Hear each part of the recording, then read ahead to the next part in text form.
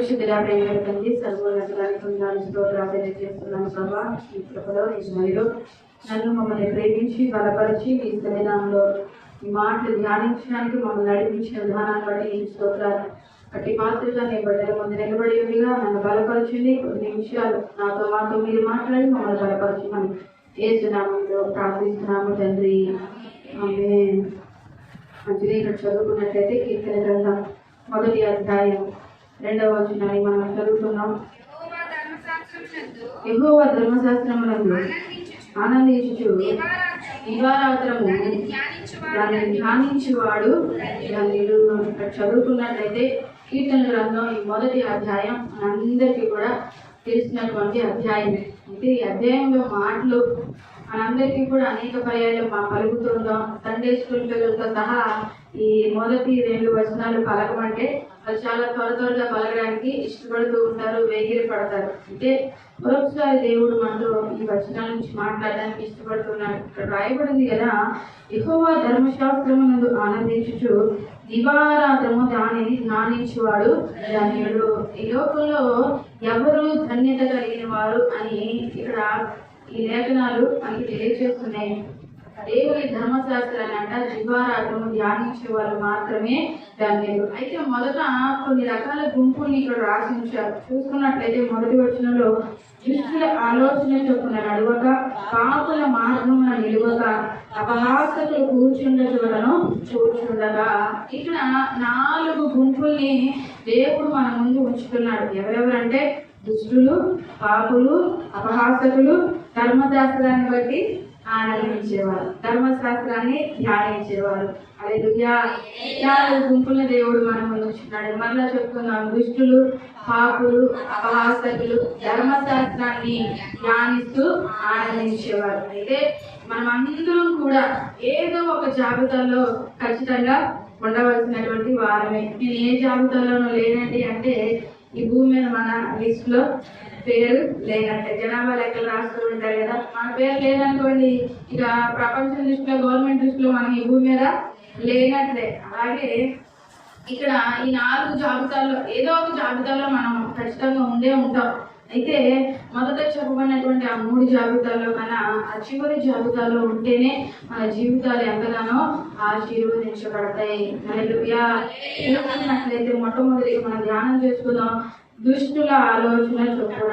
దుష్టులు, ఈ దుష్టులు అంటే ఎవరు అంటాం కదా, వీరు బాగా దుష్టుడండి, దుర్మార్గుడండి. ఎంత దుర్మార్గుడు అంటే ఇంతగా హాని చేస్తాడు, అంతగా హాని చేస్తాడు అని పలుకుతూ ఉంటాం. అంటే ఎదుటి వ్యక్తులకి హాని చేసేటువంటి వారు వారిని ఏమంటారు?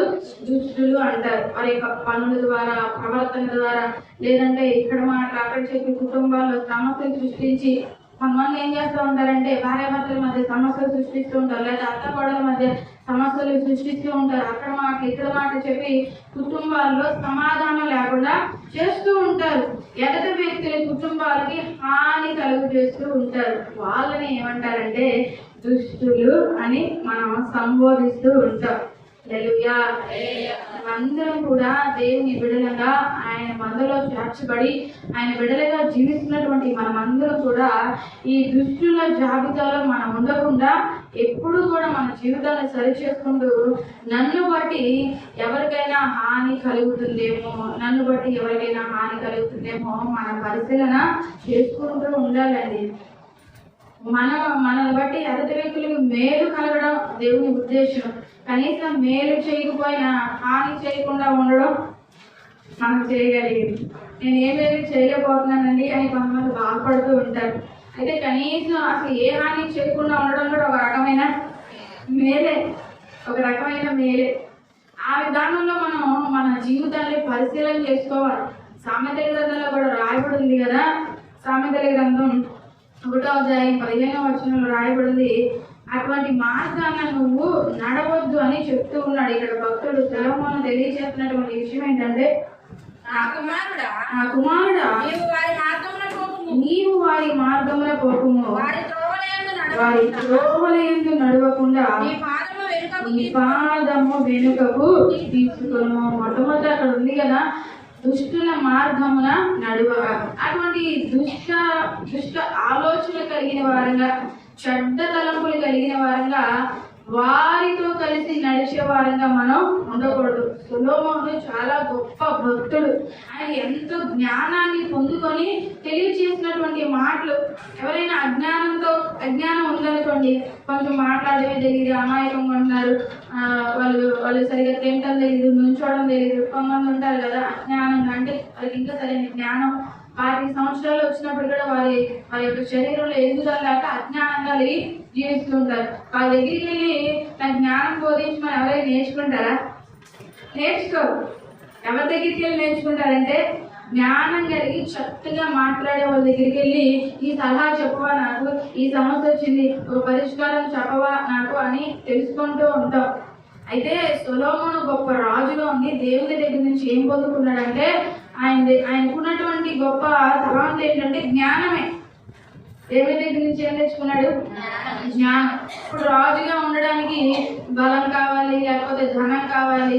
ఈయన తెచ్చుకున్నటువంటి గొప్ప తలాంత్ ఏంటంటే జ్ఞానం. ఆ జ్ఞానంతోనే రాజ్యాన్ని పరిపాలించడానికి ఎంతగానో ముందుకు నడిచాడు. అటువంటి జ్ఞానం కలిగినటువంటి ఆయన పలుకుతున్న మాట ఏంటంటే, నా కుమారుడా, వారి వెనక నువ్వు పోకుము, వారి త్రోవల యందు నడవకుండా నీ పాదము వెనకకు తీసుకోదము. హల్లెలూయా. అంటే ఒక విధానంలో కొన్ని పర్యాయాల్లో మనకి తెలియకుండానో మన పాదాలు ఏం చేస్తున్నాయి అంటే ఆ దుష్టుల మార్గంలో మన పాదాలు కూడా నడవడానికి వేగిర పడుతున్నాయి, మన పాదాలు కూడా అడుగులు పడుతున్నాయి. హల్లెలూయా. వెంటనే మనం గ్రహించుకొని ఏం చేయాలంటే వెనక్కి అడుగు వేయాలంట.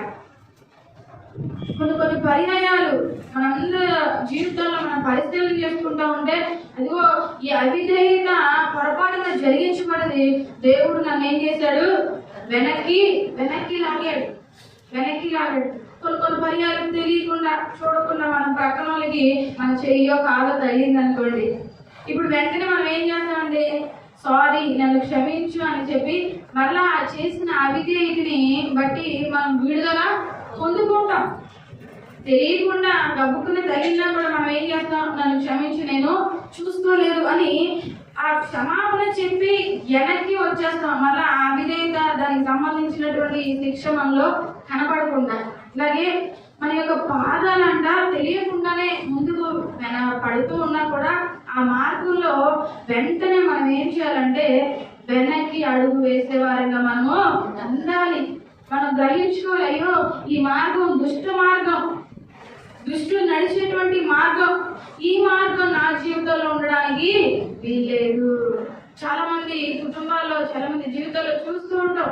వారు ఇష్టానుసారంగా ప్రవర్తించడం, ఇష్టానుసారంగా మాట్లాడుతూ ఉండడం, ఇష్టానుసారంగా జీవిస్తూ ఉండడం, ఇష్టానుసారంగా నిర్ణయాలు తీసుకుంటూ ఉండడం చాలా మంది చూస్తూ ఉంటాం. అయితే మనం వారిని చూసి ప్రేరేపించబడకుండా ఆ మార్గంలో నడవకుండా మనం ఏం చేయాలంటే మంచిగా నడిపించుకోవాలంట. మరో చోట రాయబడింది, దుష్ట సాంగత్యం మంచి నడవడిని చేరుకును. చూడండి ఆ మాట. కొరింథీయులకు రాసినటువంటి మొదటి పత్రిక 15వ అధ్యాయం 33వ వచనం మనం చదువుకున్నట్లయితే, కొరింథీయులకు రాసినటువంటి మొదటి పత్రిక 15వ అధ్యాయం 33వ వచనం చదువుకున్నాం. దుష్ట సాంగత్యము మంచి నడవడిని చెరుపును. ఈ దుష్ట సాంగత్యం చేస్తూ ఉంటే మనలో ఉన్నటువంటి మంచి నడవడి కూడా ఏమైపోయిందంట? చెడిపోయిందంట. ఈ దుష్ట సాంగత్యం, దుష్టులుగా మనం ఉండకూడదు. ఆ దుష్ట ప్రవర్తన కలిగి జీవించే వారితో మన సహవాసం చేయకూడదు. మనం కానీ, మన భర్త కానీ, మనకున్నటువంటి బిడ్డలు కానీ దుష్ట సాంగత్యంలోకి వెళ్ళిపోకుండా మనం ఏం చేయాలంటే ప్రార్థన చేస్తూ దేవుని హస్తానికి వారిని అప్పగించాలి, కనిపెట్టుకునే వారంగా మనం ఉండాలి. హల్లెలూయా. ఇప్పుడు చాలా మంది యవ్వనస్తులుగా మారిపోయిన తర్వాత, యవ్వనస్తులకు వచ్చిన తర్వాత అది చెడిపోవడానికి కారణం ఏంటి? ప్రధానమైనటువంటి కారణం ఏంటంటే దుష్ట సాంగత్యం. చెడ్డవారితో స్నేహం చేయడం. అప్పటి వరకు భయభక్తులు కలిగి ఉంటారు, స్కూల్లో చాలా టీచర్లు, ప్రిన్సిపల్స్ చాలా క్రమశిక్షణతో ఉంచుతారు. ఎప్పుడైతే కాలేజీకి వెళ్ళిపోతూ ఉంటారో ఎవరి భయం అనేది ఉండదు, ఎవరి భయం ఉండదు. ఇంకా ఎవరైతే చెడు మార్గంలో నడుస్తుంటారో, ఎవరైతే ఆ కాలేజీ ఎగ్జిట్ చేస్తుంటారో, ఎవరైతే చెడు మార్గంలో నడుస్తూ ఉంటారో వాళ్ళతో సహవాసం చేస్తుంటారు. కొద్ది కొద్దిగా ఏమైపోతాండి, వీరు కూడా వారిలాగా మారిపోతారు. హల్లెలూయా. అప్పటి వరకు స్కూల్లో చాలా స్ట్రిక్ట్ గా ఉంటారు అనమాట, కొంచెం పిల్లలు కాబట్టి. కాలేజీకి వెళ్ళిన తర్వాత వీళ్ళు ఒక స్థాయికి వచ్చారని ఉపాధ్యాయులు ఏం చేస్తారంటే మన కాళ్ళ మీద నిలబడడానికి వాళ్ళు వదిలేస్తూ ఉంటారు. స్కూల్లో పరిస్థితి ఎలా ఉంటుందంటే టీచర్ ఏం చేస్తారంటే ఆన్సర్ ఇచ్చేసి బోర్డు మీద రాసేసి మీరు చదవండి అంటారు. కాలేజీకి వెళ్ళిన తర్వాత అలాగా వాళ్ళు ఏం చేస్తారు, మీరే ఆన్సర్ ప్రిపేర్ చేసుకోవాలి, మీరే చదువుకోవాలి. అంటే ఒక స్థాయి వచ్చింది, మీరు ఎదిగారు. ఇప్పుడు వీళ్ళు ఒక చక్కటి నిర్ణయం తీసుకొని వారంతటా వాళ్ళ కాళ్ళ మీద నిలబడాలని వాళ్ళు ప్రయత్నం చేస్తూ ఉంటారు. ఆ ప్రయత్నంలో ఏం చేస్తూ ఉంటారంటే చెడ్డ సహవాసాలను ఎన్నుకొని చెడ్డ సహవాసం చేస్తూ మంచివారు కూడా చెడ్డవారిగా మార్చిపడిపోతున్నారు. తల్లిదండ్రి నా బిడ్డలు ఎలా అయిపోయారు అలా అయిపోయారు ఎంతో ఎంతో రోధిస్తున్నారండి. హల్లెలూయా. యవ్వనస్తులే కాదు, స్త్రీలు కూడా కొంతమంది చాలా మంచి ప్రవర్తన కలిగి జీవిస్తూ ఉంటారు. కానీ కొంతమంది వారి జీవితాల్లో అపవిత్రత ఉంటుంది, అన్యాయం ఉంటుంది, మోసం ఉంటుంది, దొంగతనాలు ఉంటాయి. వాళ్ళతో సహవాసం చేసి వీరు కూడా ఏమైపోతూ ఉంటారంటే చెడిపోతూ ఉంటారు. ఒక అత్తగారి అమ్మ మా కోళ్ళు ఆమెతో సహవాసం చేసి ఆమెలాగా మారిపోతుంది. ఆమె కోసం ప్రార్థన చేయండి. హల్లెలూయా. ఈ దుష్ట సాంగత్య మంచి నడవడం కూడా ఏం చేసేస్తామని చెరిపేస్తూ ఉంది. దుష్టులుగా మనం ఉండకూడదు, ఆ దుష్టులతో పాటు మనం నడిచే వారంగా ఉండకూడదు. రెండవదిగా చూస్తే పాపుల మార్గమున నిలవక, పాపుల మార్గమున నడువక. హల్లెలూయా. బైబిల్ గ్రంథం చెప్తూ ఉంది కదా, అందరూ అంతటా ఏ భేదం లేదు, అందరూ పాపం చేసి దేవుడు అనుగ్రహించి మహిమను పొందలేకపోతూ ఉన్నారు. అసలు పాపులంటే ఎవరు?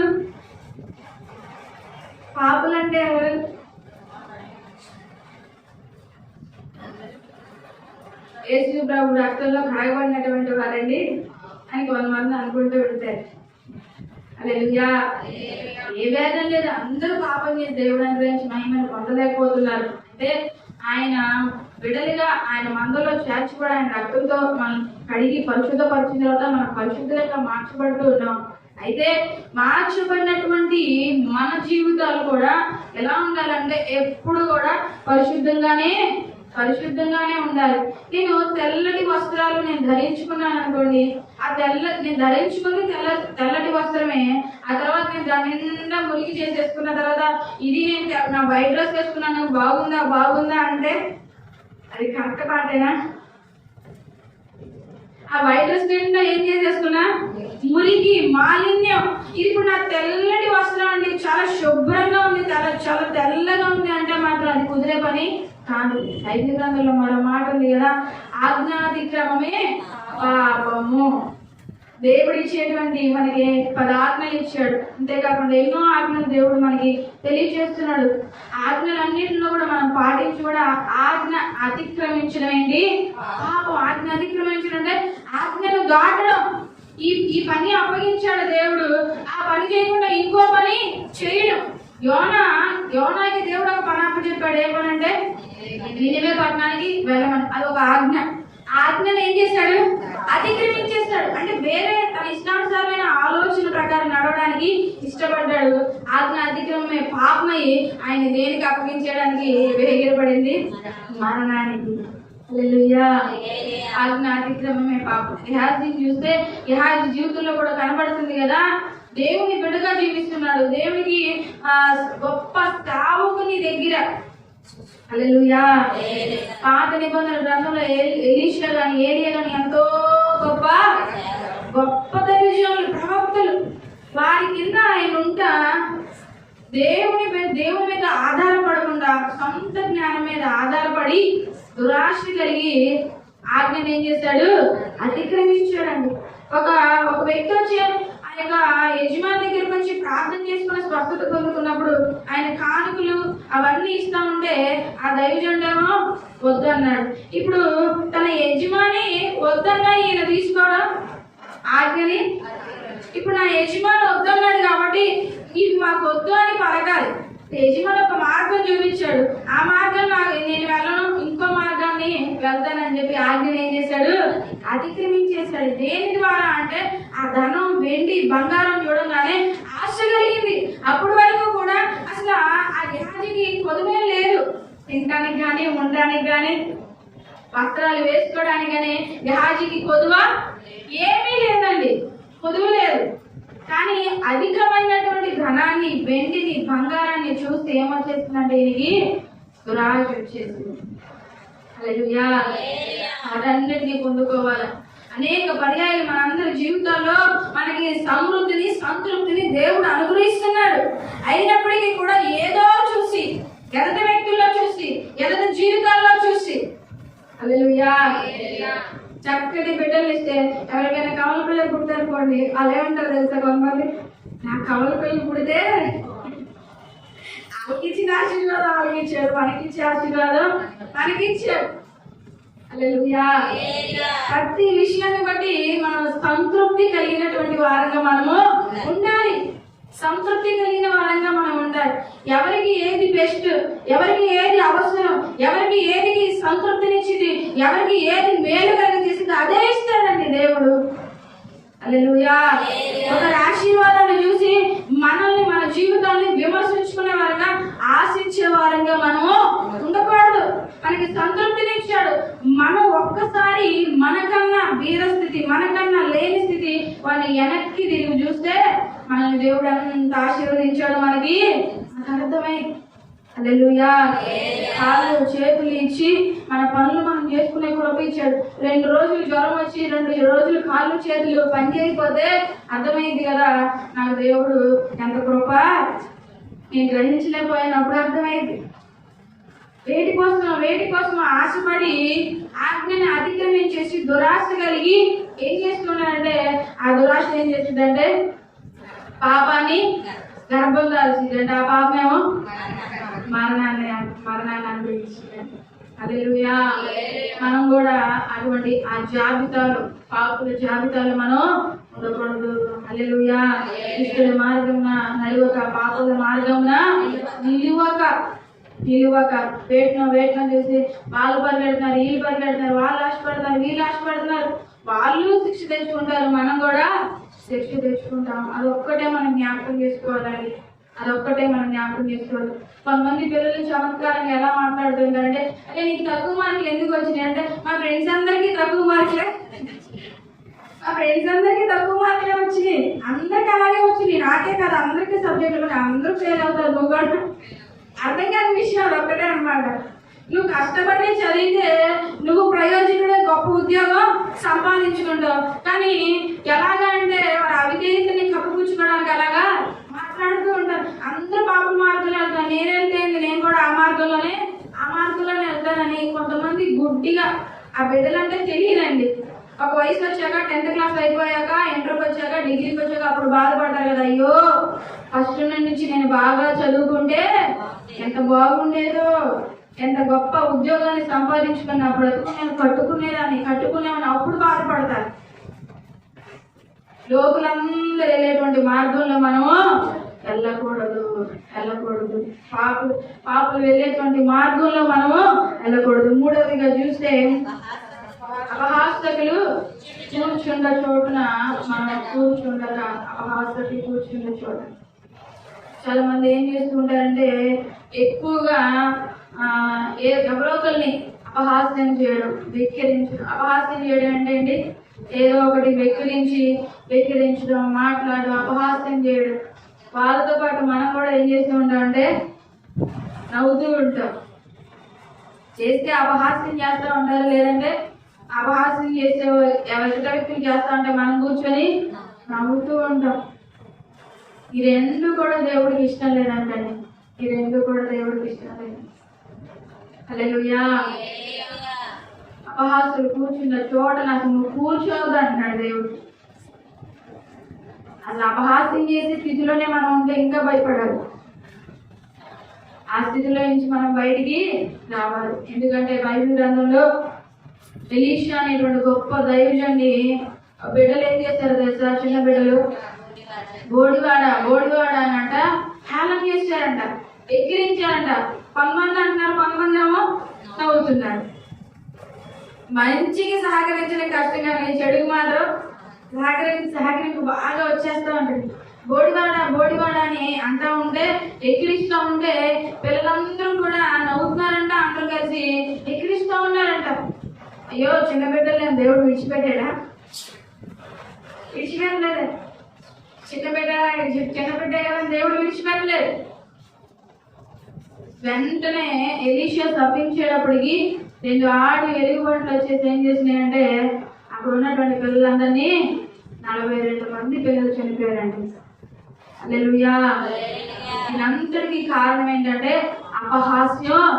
అపహాస్యం చేయడం. మనం ఆలోచన చేయాలి. మన జీవితంలో పరిశీలన చేసుకోవాలి. ఈ సంవత్సరం అంతా గతించిపోయింది. ఇక మరలా నాకు యోగ్యత లేదు, అర్హత లేదు, కానీ నాకు మరో సంవత్సరం అనేటువంటి ఆయుష్కాలాన్ని నాకు అనుగ్రహిస్తున్నావు. కాబట్టి నా జీవితాన్ని నేను సరి చేసుకుంటా, చెడు ఉంటే విడిచిపెట్టి మంచిని చేపట్టి నేను ముందుకి నడవాలి. ఎందుకంటే నా బ్రతుకు ద్వారా నీకు ఉపయోగం కలగాలి, నీకు మేలు కలగాలి. హల్లెలూయా. చాలా మంది 2 మనసుల మధ్య బ్రేలాడుతున్నారంట, విమనస్కులు కలిగి ఉంటున్నారంట. మంచి మార్గంలో వెళ్ళడానికి ఇష్టపడుతున్నారు, ఆ తర్వాత మళ్ళీ చెడు మార్గంలో వెళ్ళడానికి కూడా ప్రేరేపించబడుతున్నారు. అయితే ఏ మనసు గెలవాలి, ఏ మనసు వాడాలి అంటే దైవ సంబంధమైన మనసు గెలవాలి, సాతాను సంబంధమైనటువంటి మనసు ఓడిపోవాలి. ఏ మనసు గెలుస్తుంది? మనలో టీవీ చూస్తూ ఉంటారు, పక్కన దేవుని ఆజ్ఞ ఏమంటా ఉంటది, ఇవి చూడొద్దు, ఇవి చూడొద్దు. ఇంకో మనసు ఏమంటదంటే కాసేపేగా చూడు, ఏమవుదు, కాసేపేగా చూడు, కాలక్షేపానికేగా చూడు, ప్రేరేపిస్తా ఉంటుంది. ఏ మనసు గెలుస్తుంది మనలో? విమనస్సు చేత. ఎంతకాలం మీరు అలాగా 2 మనసుల మీద ఉంటారు? దేవుడు ప్రశ్నిస్తూ ఉన్నాడు. ఇంకెంతకాలం? ఎన్నో సంవత్సరాలు అయిపోయినాయి, ఇంకెంతకాలం అలాగా 2 మనసులతో ఉంటారు మీరు? ఇప్పటికైనా కూడా ఒక మంచి మనసు, ఏక మనసు మీరు తెచ్చుకోనండి. హల్లెలూయా. ఎలీషాని వెక్కిరించినటువంటి ఆ బిడ్డల్ని దేవుడు విడిచిపెట్టలేదు. అపహాస్యం చేస్తున్నారు, వెక్కిరిస్తున్నారని. హల్లెలూయా. ఎంతో మంది వెక్కిరించే గుంపు ఉంటారు, ఖచ్చితంగా ఉంటారు. మనం వెక్కిరించకూడదు, కనీసం ఆ వెక్కిరించే గుంపుతో మనము ఏకీభవించకూడదు. హల్లెలూయా. ఏకీభవించే కొద్ది వాళ్ళకి ఏమైపోతూ ఉంటది, ఇంకా ఇది బాగుంది, హ్యాపీగా ఉందని ఏం చేస్తూ ఉంటారు, ఇంకా ఇంకా ఇంకా హాయిగా చేస్తూ ఉంటారు. చిన్నపిల్లలు ఏదైనా పని చేస్తున్నారు చూడండి, వాళ్ళు చిన్నోళ్ళే, వాళ్ళకి ఏం కాలేదు, కానీ వాళ్ళు చేసే పని బట్టి మనం నవ్వుతున్నాం అనుకోండి, వాళ్ళకి ఏమర్థమైందంటే నా పని వాళ్ళకి నవ్వు కలుగు చేస్తుందని మళ్ళీ ఆ పనే చేస్తారు. ఎందుకంటే నా యొక్క ప్రవర్తన వాళ్ళకి ఏం కలుగు చేస్తుంది, నవ్వు కలుగు చేస్తుందని వాళ్ళు ఏం చేస్తారంటే మళ్ళీ ఆ పని చేయడానికి ఇష్టపడుతూ ఉంటారు. మళ్ళీ ఆ మాట, మళ్ళీ ఆ పని అంటారు. మరి అపహాస్యం చేసే వాళ్ళ దగ్గర మనం కూర్చొని మనం సంతోషిస్తూ ఉంటే వాళ్ళకి ఏమనిపించింది అంటే నా ప్రవర్తన వాళ్ళకి సంతోషాన్ని కలుగు చేస్తుందని మరింతగా వాళ్ళు ఏం చేస్తూ ఉంటారంటే మరింతగా అధికమైపోతూ ఉంటారు. మనం పాపాన్ని ఇప్పుడు ప్రోత్సహించిన వాళ్ళం, తగ్గించిన వాళ్ళం, ప్రోత్సహించిన వాళ్ళం అవుతాం. అందుకని మన మీద కూడా ఆ శిక్ష ఉంది. హల్లెలూయా. మనం ఏం చేయకూడదంటే ఆ అపహాస్యం చేసేటువంటి స్థితిలో కానీ, అపహాస్యం చేయబడేటువంటి ఆ గుంపులో కానీ మనం ఉండకూడదండి. యేసు ప్రభువును కూడా ఎంతో మంది అపహాస్యం చేసే ఉంటాయా, నువ్వు నీతిమంతుడు అన్నావుగా, నువ్వు పరిశుద్ధుడు అన్నావుగా, నువ్వు రాజు అన్నావుగా, ప్రభువులకు ప్రభుడు అన్నావు కదా, నిన్ను నువ్వు రక్షించుకో, నిన్ను నువ్వు విమోచించుకో, నిన్ను నీవు కాపాడుకో ముందు అని ఎంతో మంది అపహాస్యం చేశారు. ఎంతో మంది హల్లెలూయా అపహాస్యం చేశారు. ఎంతో మంది, చాలా మంది. ఆ స్థితిలో మనం ఉన్నామేమో, ఇంకా దేవుడు సమయం ఇస్తున్నాడు. ఆ స్థితిలో నుంచి మనం బయటికి రావాలి. ఇంకా సమయం ఇస్తున్నాడు దేవుడు. హల్లెలూయా. చూడండి 4వ చూసుకున్నట్లయితే ఏ గుంపు? ధర్మశాస్త్రాన్ని బట్టి ఆనందించి దివారాత్రము దాన్ని ధ్యానించేవారు. 4వదిగా ఈ గుంపులో మనం ఉండడానికి ప్రభువు ఇష్టపడుతున్నాడు. హల్లెలూయా. మొదటి 3 గుంపులకి మనం ఎలా ఉండాలంటే దూరంగా ఉండాలి.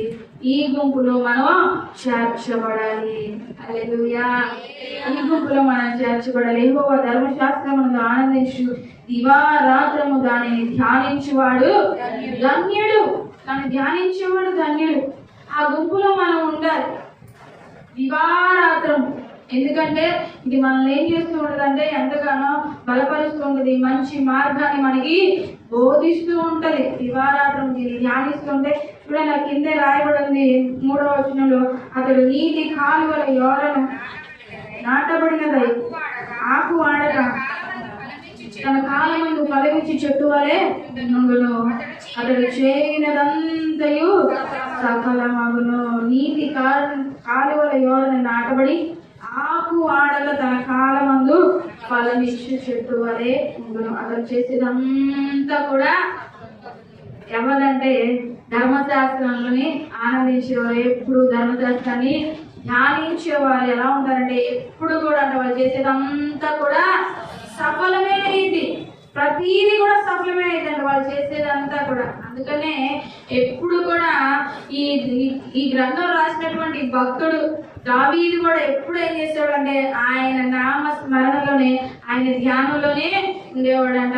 చాలా మంది బైబిల్ చదివే అలవాటు కొంతమంది కలిగి ఉన్నారు, కొంతమందికి అలవాటు లేదు. అలవాటు లేని వాళ్ళు ఏం చేయాలి? అలవాటు చేసుకోవాలి. అలవాటు కలిగిన వాళ్ళు కొద్దిగా మన జీవితాలు మార్పు చేసుకుండా దాన్ని ధ్యానించేటువంటి అనుభవం. ఏ అనుభవం? ధ్యానించేటువంటి అనుభవం. నేను కామంటది కదా, రోజు నేను ఒక పేజీ చదువుతానండి అని అంటారు. అయితే ఆ చదివేటువంటి మనం ఈ రోజు ప్రతిరోజు నేను చదవాల్సిందే అనేటువంటి తీర్మానంలోకి వెళ్ళిపోయి ఏదో హడావుడిగా ఈ రోజు కంప్లీట్ అయిపోయింది ఇలా అలా చదివేసారా పెట్టేయడం కాదు. దాన్ని ఏం చేయాలి? ధ్యానించాలి. ఒక అధ్యాయం చదివినా, 2 అధ్యాయం చదివినా, 3 అధ్యాయం చదివినా అది మనం బైబిల్ క్లోజ్ చేసిన తర్వాత ఎంతో కొంత మన మైండ్ లో ఏముండాలి? స్టోర్ చేయబడి ఉండాలి.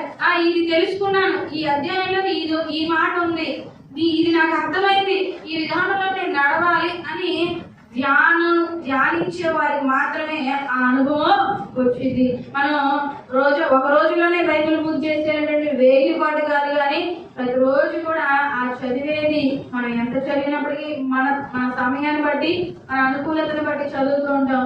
అయితే ఆ చదివేటువంటి విధానాలు మనం ఎలా ఉండాలంటే ధ్యానించాలి. హల్లెలూయా. కొంతమంది మీరు ఆలోచన చేయండి, ఒకసారి అడగాడి ఏదో చదవాలి మొక్కుబడికి చదివేసి అనుకోండి, బైబిల్ మూసేసిన తర్వాత మీరు ఏం చదివింది కూడా ఒక్క మాట కూడా దానికి సంబంధించి మైండ్ లో ఉండదు. ఇప్పుడు మనం చదివినందుకు ప్రయోజనం ఉందా?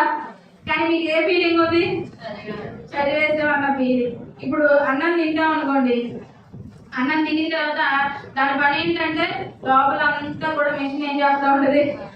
దాన్ని నలిపి తిప్పి చేసి అరగదీస్తా ఉంటది. అలా అరగదీస్తే అది మనకి ఏం చేసిందంటే దాంట్లో ఉన్న సారం అంతా మన నరాలకి ఎముకలకి వెళ్ళి బలము ఇచ్చింది.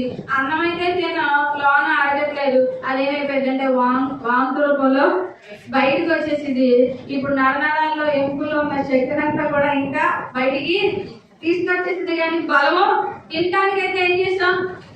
తిన్నాం, కానీ అదేమేమి లేదు, బలమే శక్తి లేదు. ఇంక బయటికి ఇంకా బలహీనత తెచ్చేసింది.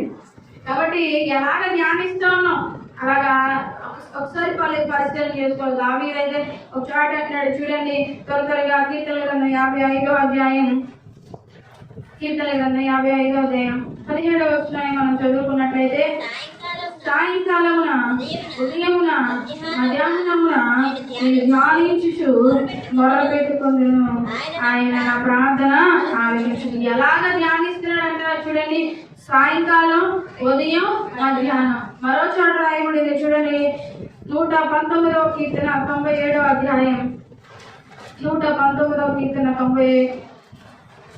7వ వచనాన్ని మనం ధర్మశాస్త్రము చదువుకుందాం. నాకెంతో ప్రియముగానున్నది. నాకెంతో ప్రియముగానున్నది. దినమెల్లా దినమెల్లా నేను దానిని నేను దానిని ధ్యానించుచున్నాను. హల్లెలూయా. దీనికి పరిమితి లేదండి. దావీదైతే అంటాడు కదా, ఒక చోటేమో నేను ఉదయం సాయంత్రం మధ్యాహ్నం ధ్యానిస్తానన్నాడు, మరో చోట ఏమన్నాడండి, ఇది నాకు చాలా ప్రియమైనది, దీన్ని నేను ఎప్పుడు దినమెల్లా దీన్ని నేను ధ్యానిస్తాను అని అంటున్నాడు. ఇంకా దీనికి వల్ల ఇంకో మాట ఇంకా రాయబడింది చూడండి. 63వ కీర్తన 4 నుంచి 6 వచనాలు చదువుకున్నట్లయితే, 63వ కీర్తన నా మంచం మీద జ్ఞాపకము చేసుకొని నా మంచము మీద జ్ఞాపకము చేసుకొని రాత్రి జాములందు నేను ధ్యానించినప్పుడు ప్రభు మెదడు నాకు దొరికినట్లుగా నా ప్రాణము తృప్తి పొందుచున్నది. హల్లెలూయా. ఇంకా ఇక్కడ భక్తులు చదివిస్తున్నటువంటి మాట ఏంటంటే, నా మంచం మీద నేను జ్ఞాపకం చేసుకుని రాత్రి జాములందు నిన్ను ధ్యానించినప్పుడు. హల్లెలూయా. ఆయన మంచం మీద పండుకున్నప్పుడు, అంటే రాత్రి వేళల్లో కూడా, అర్ధరాత్రి సమయాల్లో కూడా ఈ లేఖనాన్ని ఏం చేస్తున్నాడంట, ధ్యానిస్తున్నాడంట. హల్లెలూయా. ఆయన స్మరణలో మనం ఉంటా ఉంటే మనకు అంతా కూడా ఏం జరుగుతూ ఉంటదంటే మేలే మేలే మేలే ఆశీర్వాదమే. హల్లెలూయా. హల్లెలూయా. అంటే ప్రభు మెదడు నాకు దొరికినట్లుగా నా ప్రాణము తృప్తి పొందుతున్నది. ఏం దొరికినప్పుడు, మన ఇంట్లో 20 లక్షలు ఉన్నాయనుకోండి, వాళ్ళంటే అయ్యో ఇక మాకు 10 రోజుల వరకు ఏమి వెనక్కి తిరిగి చూడక్కర్లేదు, అంత తృప్తి పడినంతసేపు ఉండవు డబ్బులు. ఎడదారినట్టు వెళ్ళిపోతా ఉంటాయి. కానీ దావీదు దేని ఎందుకు తృప్తి పడుతున్నాడంటే, అది మన దగ్గర నుంచి ఎవ్వరు కూడా దొంగిలించలేంది, ఖర్చు చేయలేంది, ఎవ్వరు కూడా లాక్కోలేంది. ఏంటిది అదంటే కేవలం దేవుని యొక్క మాటలు, దేవుని యొక్క ఆజ్ఞలు, దేవుని యొక్క ఆ ప్రేమని అనుభవిస్తూ ఉంటే ఆయనకి ఎంత తృప్తి వచ్చిందంటే కొవ్విన మెదడు దొరికినట్లుగా. మన ఇంట్లో ఎప్పుడైనా మాంసం తెచ్చుకుంటే ఏం చేస్తామంటే, మెదడు తెచ్చుకున్నా అనుకోండి, దాన్ని దాచిపెట్టి భద్రంగా ఏం చేస్తామంటే బిడ్డలకి ప్రత్యేకంగా ఏది బిడ్డల కోసమే పెడుతూ ఉంటాం. హల్లెలూయా. అవి ఏం చేస్తామంటే ఎప్పుడు అయ్యింది ఏంజల్ కోసం దాన్ని ఏం చేస్తా ఉంటుంది, ప్రక్కన పెట్టేస్తా ఉంటుంది. ఎందుకంటే చంటి బిడ్డలు తింటే అది చాలా ఆరోగ్యం, బలం. మన అందరూ మన జీవితంలో, మీ కుటుంబాల్లో మీరు ఏం చేస్తారంటే ఆ చిన్న బిడ్డల కోసం దాన్ని ప్రత్యేకంగా మీరు ఎందుకంటే చాలా ఆశీర్వదించబడింది, చాలా మేలైంది, మన శరీరానికి చాలా మేలు కలుగజేసేది. ఇప్పుడు దావీదు ఎలా సంతోషిస్తున్నాడంటే, ఈ మాటలు జ్ఞాపకం చేస్తున్నప్పుడు రాత్రి వేళలో ఎవరికైనా ఏమి రావాలంటే మెలికోసం ఏమొచ్చేస్తుంది, భయం వచ్చేస్తా ఉంటుంది, నిద్ర పట్టదు, ఏదేదో ఆలోచనలు, ఏదేదో ఆందోళనలు, నిద్ర పట్టదు. కానీ దావీదు అంటాడు కదా, రాత్రి వేళలో నీ లేఖలు నేను ధ్యానిస్తూ ఉంటే ఇంకా నాకు ఏ చీకటి, ఏ భయం నన్ను ఏమీ చేయట్లేదు, కానీ ఒక రకమైనటువంటి తృప్తిలో, ఆనందంలో మైమరిచిపోతూ ఉన్నాడంట రాత్రి వేళలో. హల్లెలూయా. ఇదంతా కూడా ఏంటి అంటే కేవలం దేవుని యొక్క మాటలే. కాబట్టి మనం తీర్మానించుకున్నాం ఏ గుంపులో మనం ఉందామో ఒకసారి మరలా మనం చదువుకున్నాం. కీర్తన గ్రంథం 1వ అధ్యాయం చదువుకున్నట్లయితే, దుష్టుని ఆలోచన చొప్పున నడివక పాపుల మార్గమున కూర్చుండగా యెహోవా ధర్మశాస్త్రమునందు ఆనందించుచు దివారాత్రము దాన్ని ధ్యానించేవాడు ధన్యుడు. అతనికి వచ్చేటువంటి ఆశీర్వాదం ఏంటంటే, అతడు నీటి కాలువల యోడను నాటబడినదై ఆకువాడగా తన కాలమందు ఫలమిచ్చి చెట్టువలైనను, అతడు చేయనదంతయు సఫలమగును. హల్లెలూయా. అతడు చేయనదంతయు సఫలమగును. నీటి కాలువల యోడ నాటబడి మొక్క ఎప్పుడు ఎలా ఉంటుందంటే పచ్చగా పచ్చగా ఉంటది. తన కాలం ముందు అది ఏం చేస్తూ ఉంటది, ఆ మాట కూడా ఎంత అద్భుతంగా ఉందో చూడండి. ఎప్పుడు పచ్చిగా ఉంటది. ప్రతి చెట్టుకు ఒక కాలం ఉండదా, లేకపోతే ఎప్పుడు అన్ని కాలాల్లో ఉండదు కదా. ప్రతిదానికి కూడా ఒక కాలం అంటే దేవుడు ఏర్పాటు చేశాడు. ఆ కాలాల్లో అదేం చేస్తూ ఉంటది, ఫలిస్తూ ఉంటది. మనం కూడా ఎప్పుడు ఈ దుష్టుల మార్గంలో కానీ లేకపోతే పాపుల మార్గంలో కానీ లేదంటే అపహాస్య మార్గంలో కానీ ఉండకుండా ఈ ధర్మశాస్త్రాన్ని ఎప్పుడు ధ్యానిస్తూ ఆనందించేటువంటి మార్గంలో కనుక మనం ఉంటే మనం కూడా ఎప్పుడు ఆనందంగా ఉంటాం.